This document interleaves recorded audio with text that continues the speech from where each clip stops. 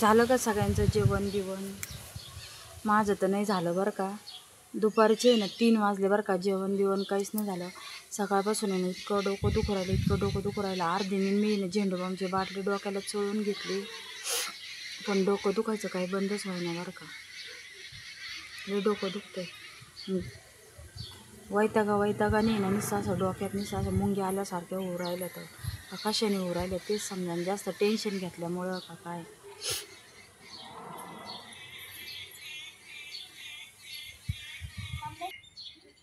लय वैताग येऊ राहिलं. बाहेर येऊन बसले तर लगेच पोरं निसायची पावले आणि येऊन येड्यावानी करू राहिले. तर बाबाने साऱ्या सकाळचं डोकं उठवलंय नुसतं भांडून.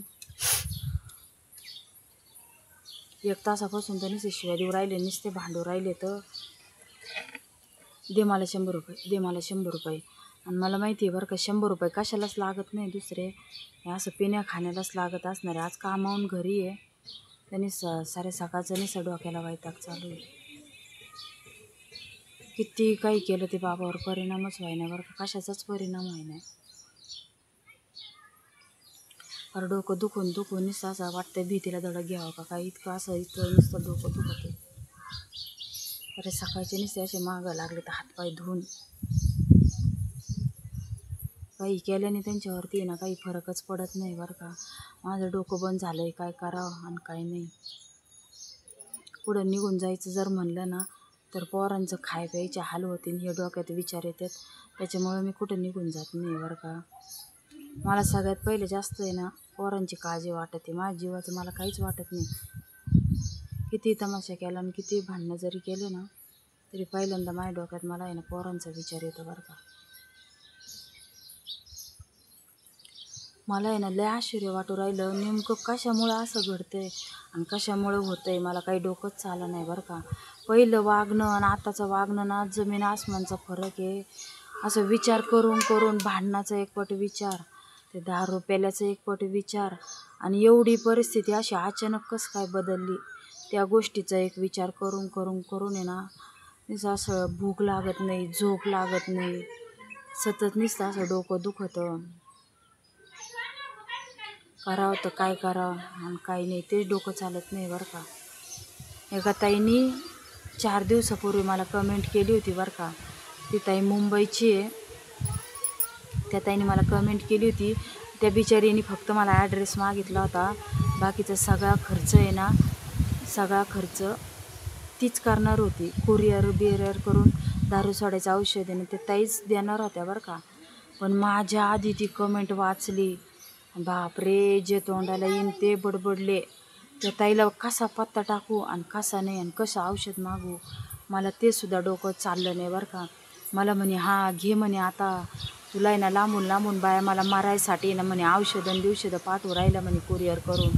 घे म्हणे कुरिअरने औषध मागून आणि टाक म्हणे मला जेवणात एकदाचं घालून आणि टाक मला मारून वय म्हणे तू मोकळी.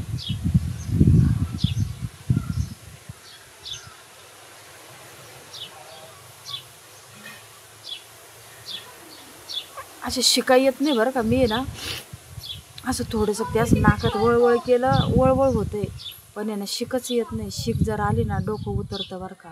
हे डोकं दुखत असल्यानंतर पण शिकच येत नाही आहे. जानू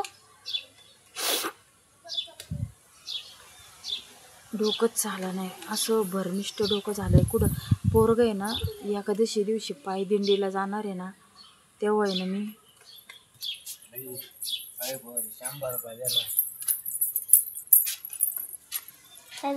100 रुपये दे ना मला.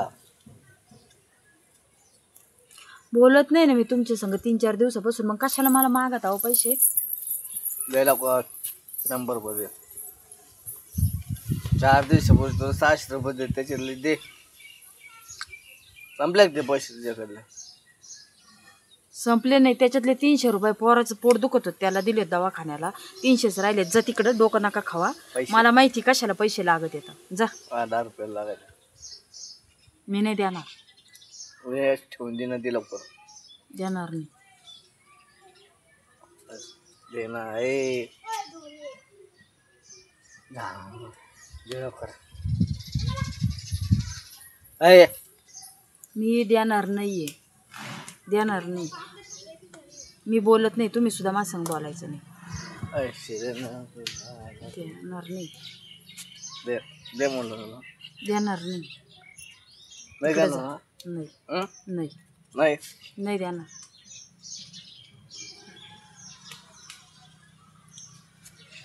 फोनला हात नाही लावायचा. तिकडं सारखा देणार नाही. फोडून टाकेन फोन. तिकडं सारखा देणार नाही मी. पैसे बिशे काय माझ्यावर रुबाब फुकटचा झाडायचा नाही. काय लाखभर रुपये नव्हते दिले. इन मिने ना दे लवकर दे लवकर दे लवकर. काय माजले वो. काळ्या तोंडाचे त्या झाडाचं लिंब कशाला तोडून मार राहिले. दे लाग ना लिंबू माझ्या डोळ्या बिळ्याला. दे लवकर. दारू बिरू प्यायला तर पैसे माझ्याकडून भेटणारच नाही. तुम्ही मला असं मारून जरी टाकलं ना, ते लिंबूच काय डोक्यात घालता, एखादा दगड जरी टाकलं ना तरी देणार नाही मी. देणारच नाही. माझ्या संग बोलायचंच नाही.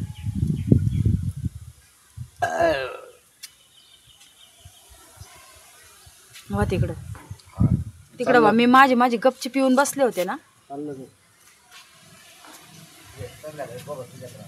काय बघत हो.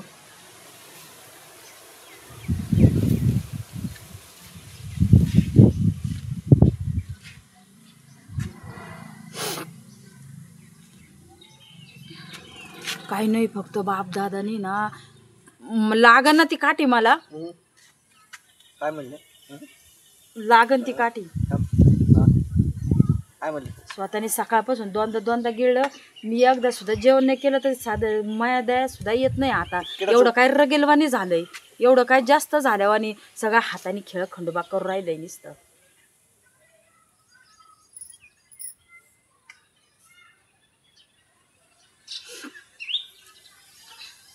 मी एकदाची मेले ना मग किंमत कळण. तवर नाही तवर कळणारच नाही.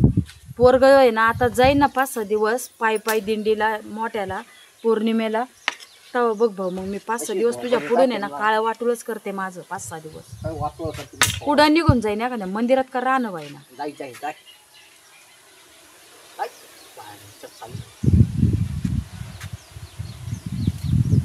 मुताडा प्यायचं म्हणलं की बरं लगेच बायकोची आठवण होते पैसे दे नसल्यावर.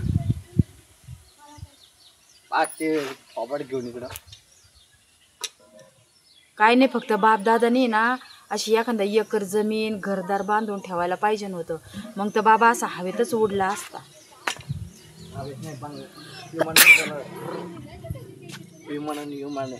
एवढं आती करणं चांगलं नसतं माणसाने, खरंच ना. पर मला असं जॅम झाले, मी दुखणं आल्यासारखं झाले. असं डोक्यात आख्या मुंग्या येतात.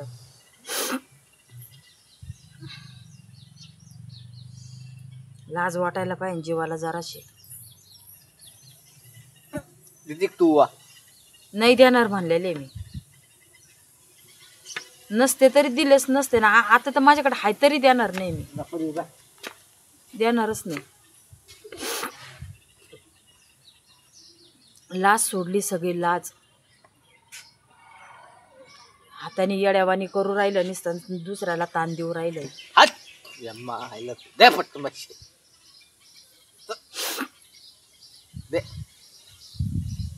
घरात बी 1 तास डोकं खाल्लं, इथं येऊन बी तुम्ही 2 तास खाल्लं ना तरी मी देणार नाही.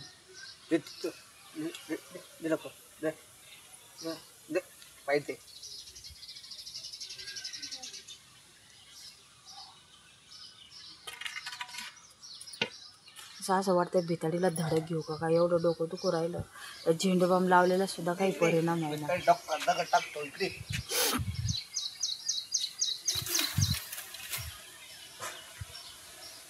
अरे लाज सोडली नसते अशी.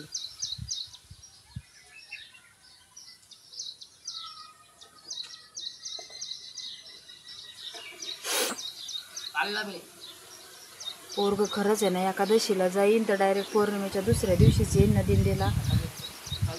तेव्हा मी ना खरंच कुठंतरी निघून जाणार. मला कोणी किती नावं जरी ठेवले आणि किती जरी काही केलं ना, भलं पोरीची शाळा बुडू काही वारलंय सुटू राहिलंय बरं का. कोणी किती नावं ठेवा, किती काही केलं, किती कोणी कसं काही म्हणलं ना तरी मी कोणाचा विचारच करणार नाही. स्वतःला काय नाही बोललं मी, माझं माझं चालू आहे.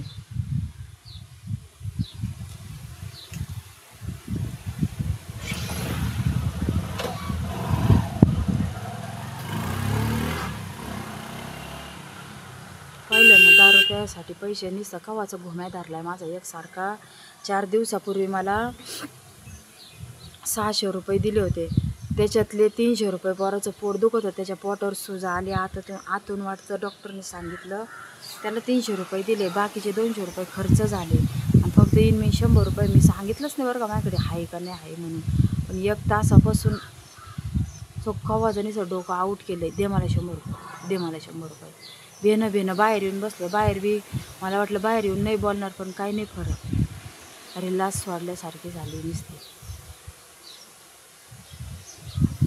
काय डोकंच चालं नाही मला, कसं वागावं कसं नाही, काय करावं काय नाही. फारनीच असं दुखणं आल्यासारखं झालं डोक्यात. नुसतं असं मुंग्या येऊ राहिलं तर.